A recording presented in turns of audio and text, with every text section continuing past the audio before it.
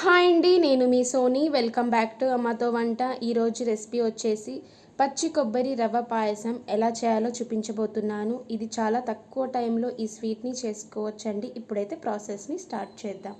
నేను చిన్న size cup నిండా పచ్చి కొబ్బరిని పీసెస్ లాగా కట్ చేసుకొని తీసుకున్నాను.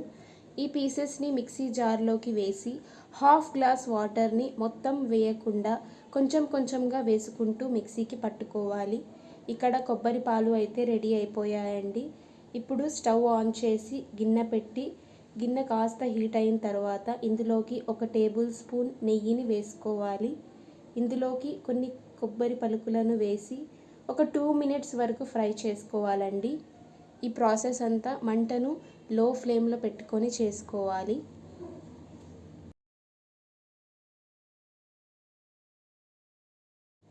ఒక 2 మినిట్స్ ఫ్రై చేసుకున్న తర్వాత ఇందులోకి కొన్ని జీడిపప్పుల్ని కూడా వేసి ఇవి కూడా ఒక 2 మినిట్స్ ఫ్రై చేసుకోవాలండి.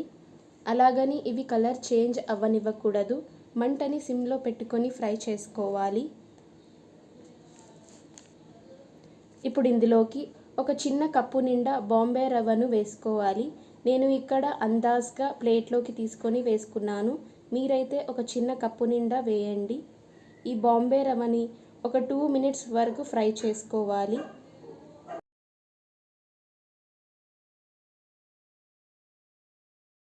ఒక 2 మినిట్స్ రవ్వను ఫ్రై చేశాక ఇందాక మిక్సీకి పట్టుకున్న కొబ్బరి పాలను కూడా ఇందులోకి వేసి ఒక 2 మినిట్స్ దీన్ని కలుపుతూ కుక్ చేసుకోవాలండి. ఇది కలుపుతూనే ఉండాలండి, లేకపోతే ఉంటలు కట్టే ఛాన్స్ ఉంది.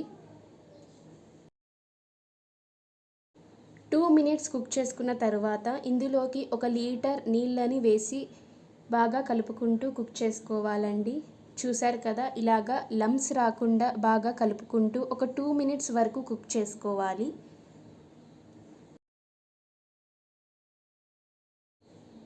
ఇందులోకి 100 గ్రామ్స్ చక్కెరను వేసి కలుపుకోవాలి. మీకు స్వీట్నెస్కి తగ్గట్టు వేయండి.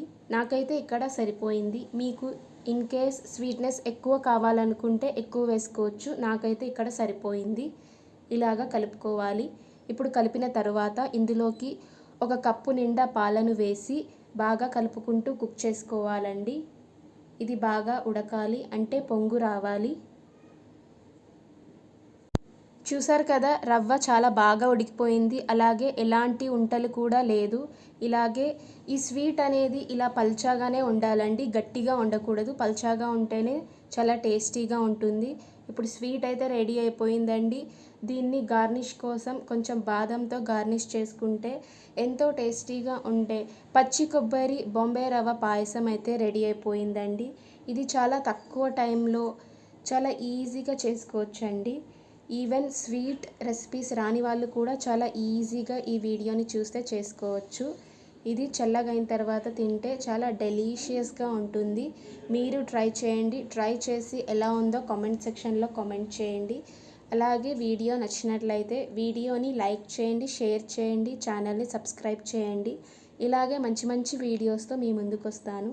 Until then, bye guys.